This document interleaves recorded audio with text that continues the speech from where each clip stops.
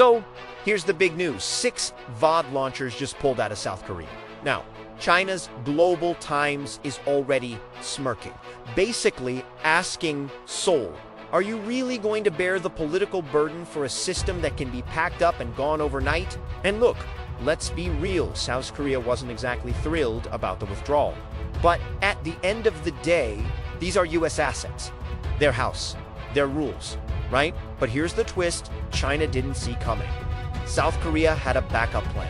South Korea is one of the very few nations on Earth capable of building its own independent, multi-layered missile defense. We're talking about the LSAM with an interception altitude of 40 kilometers to 60 kilometers. It's a perfect homegrown substitute for DOD, while the original goal was full deployment by 2029. The testing went so smoothly that they fast-tracked the whole thing by 4 years. Deployment actually started in late 2025. And thanks to this recent DOD exit acting as a catalyst, there's massive momentum now to speed up LSAM-2, which can hit targets at altitudes over 100 kilometers. The irony. This is actually a nightmare for China and even Europe. China can't say a word about South Korea developing its own sovereign defense system. Their own mockery basically lit a fire under Seoul to get it done faster. Meanwhile, NATO is sweating as US DOD batteries get redistributed to the Middle East. NATO realized that their defense assets could be moved at any time to the problem. Unlike South Korea, NATO doesn't have its own indigenous high-altitude defense system. They are wide open. Unless, of course, they start looking at buying some LSAMs from Korea.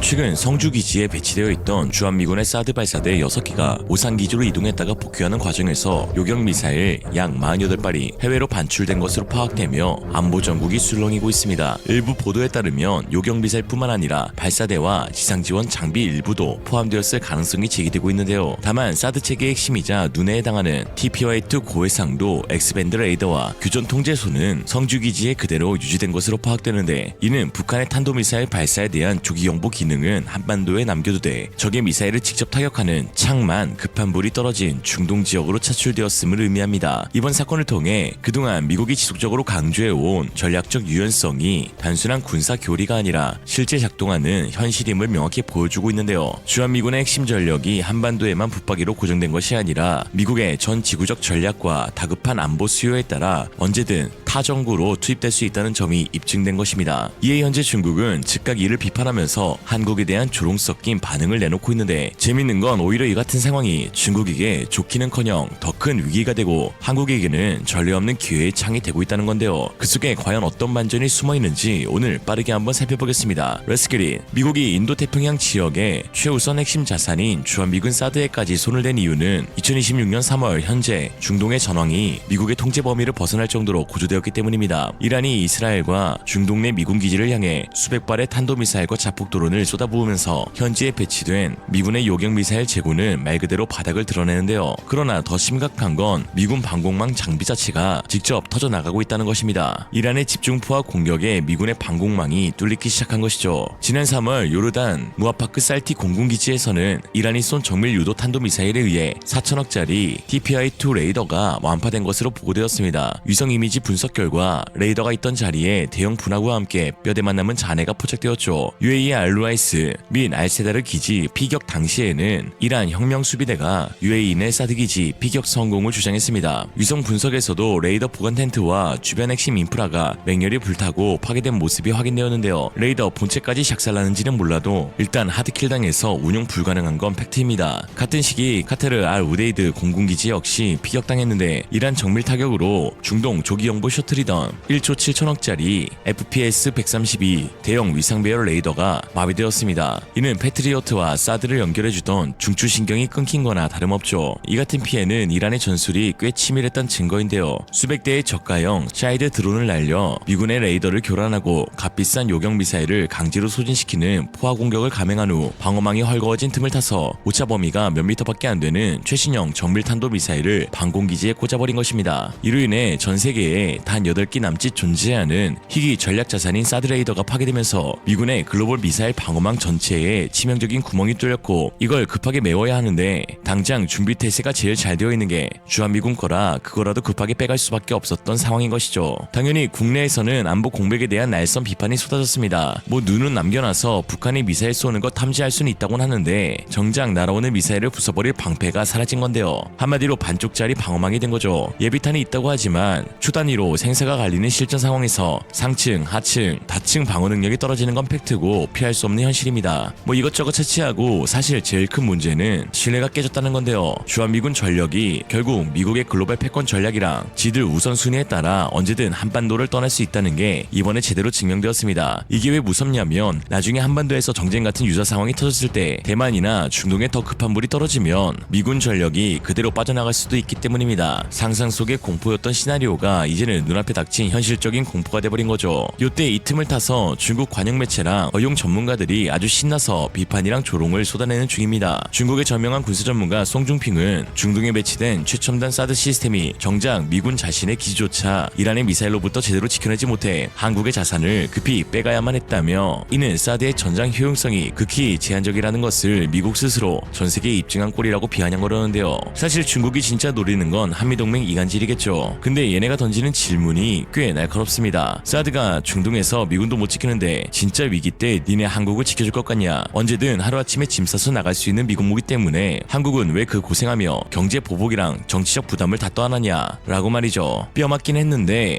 결국 중국은 미국 믿지 말라는 식으로 한미동맹 틈새를 벌리려고 아주 작정하고 덤비는 중입니다. 그럼 그렇다고 너희를 믿겠냐? 하지만 한국은 흔들리지 않고 있는데요. 미군 자산 하나 빠졌다고 중국이 비웃고 안보 구멍 났다고 난리치는데 정작 한국 정부랑 군수내부는 겁나 단호합니다. 대공 방어 태세에 전혀 문제가 없다고 자신감 뿜뿜하는 중인데 다 믿는 구석이 있어서 그런 거죠. 바로 한국형 사드 LSM 덕분입니다. 사드가 고도 40에서 150km 상층 방어하는 중추적인 방패인 건 맞지만 우리 군은 이미 옛날부터 미국 사드에만 매달리지 않았습니다. 이 고도를 우리 손으로 직접 방어하려고 국방과학연구소의 엔지니어들이 영혼을 갈아 넣어 LSM 개발에 사활을 걸었거든요. 결국 개발까지 성공적으로 끝내고 이제 전력화 단계에 들어갔습니다. LSM은 고도 40에서 60km급에서 적 미사일을 그냥 박살내버립니다. 사드가 맞던 고도 40km 이상 영역을 완벽하게 분담할 수 있는 수준이죠. 이번에 사드 반출돼서 생긴 틈새 LSM이 가장 강력하고 현실적인 대안이 되고 있습니다. 그러니까 주변국들이 조롱하든 말든 우리 방어망은 여전히 탄탄하다는 게 결론이죠. LSM 개발이 완료되었다는 소식도 중국에겐 짜증나는 소식인데 사실 더 큰 반전은 따로 있습니다. 상황이 180도 바뀌어 중국이 뒷목 잡고 쓰러지는 중인데 이는 최근 한국이 LSM 실전 배치를 무려 4년이나 앞당겼기 때문입니다. 원래 LSM은 2024년 전투 적합 판정을 받고 2025년부터 양산을 시작해서 2020년대 후반에나 천천히 배치될 계획이었습니다. 한마디로 좀 느긋했단 말이죠. 그런데 이번에 미군 사드가 중동으로 차출되는 초유의 사태가 터지자 우리 군과 방산업계는 즉시 풀악셀 모드로 돌입했습니다. 일정 다 제끼고 파격적으로 앞당기는 패스트트랙 긴급 전력화가 시작되었는데 제일 소름 돋는 포인트가 옛날 같으면 미군 자산 빠졌을 때 그럼 패트리어트라도 더 깔아달라 라고 미국에게 애걸했겠지만 이번엔 안 그랬단 것이죠. 사드가 떠난 고도 방어구역을 우리 기술로 만든 LSM이 직접 대치하기 시작한 것입니다. 우리 군에 실제로 포대가 인도되어 작전에 투입되는 시점은 2025년 하반기에서 2026년 초로 현재 배치 즉시 운용될 수 있도록 인력 교육과 기지 정비 등 소프트웨어적인 준비는 다 마친 상태입니다. 한마디로 안보 종속 시대를 끝내고 진짜 안보 주권을 챙기고 있는 건데 중국은 미군 자산인 사드에 발광할 수 있었지만 지금은 우리 손으로 만든 우리 방어 체계를 구축하겠다니 꿀먹은 벙어리 마냥 아무 말도 못하게 된 자충수에 걸린 거죠. 일각에선 LSM 조기 배치가 무리하게 추진되는 거 아니냐 하는 비판도 있는데요. 맞는 말입니다.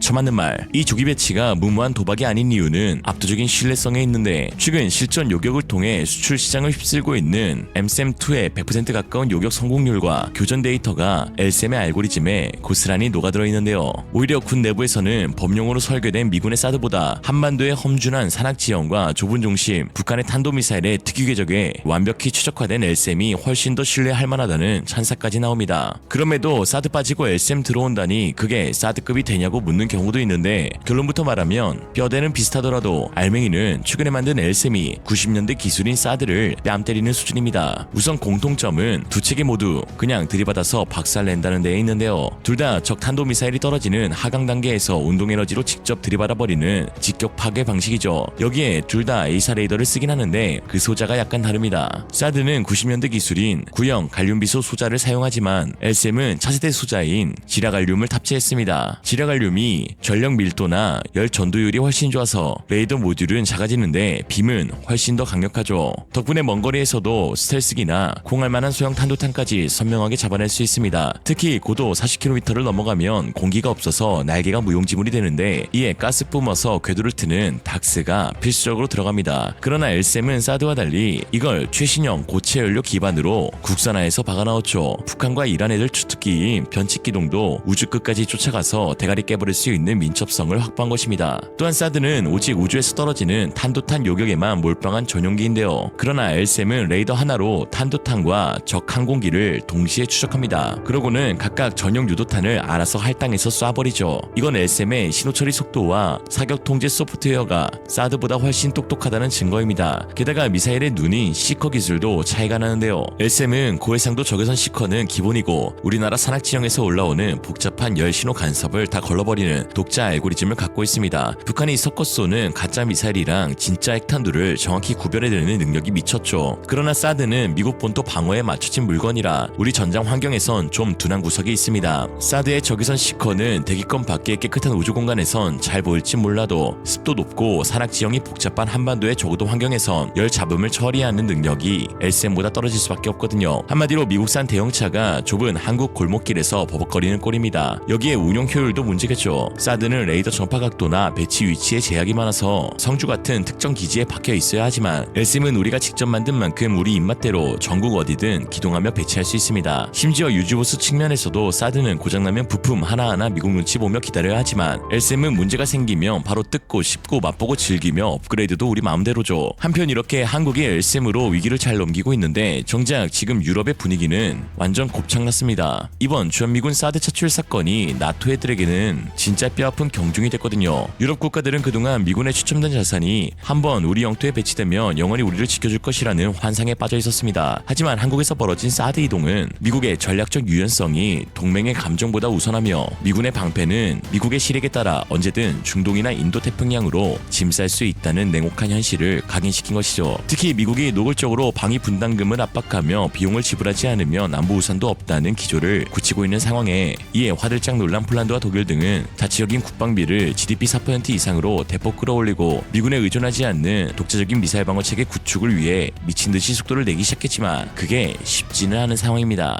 현재 서방 세계 특히 유럽의 다국적 방어망에는 사드와 동일한 역할을 하는 무기가 아예 존재하지 않습니다. 미군의 방공망을 제외하고 서방의 방공 시스템을 고도별로 뜯어보면 극단적으로 양극화되어 있는데요. 고도 150km 이상은 루마니아와 폴란드에 있는 미군이 세워둔 이지스 어슈어가 있고 독일이 최근 이스라엘제 에로3를 사오고 있습니다만 문제가 이 방공망은 미사일이 대기권으로 진입하기 전인 완전한 우주 공간에서만 작동한다는 점입니다. 미사일이 대기권으로 들어와 공기 저항을 받기 시작하면 이 비싼 요격체들은 사실상 무용지물이 되죠. 하층 방어인 고도 40km 이하의 미국제 패트리어트3나 유럽산 샘티가 깔려 있습니다만 적미사일이 이토록 낮은 고도까지 내려와서 터지면 요격에 성공하더라도 핵탄두나 생화학 무기의 파편이 도심 지상으로 쏟아져 막대한 2차 피해를 낳습니다. 실제로 UAE 두바이의 많은 시설들도 파편에 의해 피해를 받은 것으로 드러났죠. 그러나 사실 가장 위험한 것이 사드가 빠진 구간 고도 40에서 100km인데요. 미사일이 대기권으로 재진입하며 엄청난 중력 가속도를 받아 마하 10 이상의 속도로 내리꽂히는 바로 이 구간입니다. 사드는 대기권 안팎을 넘어들며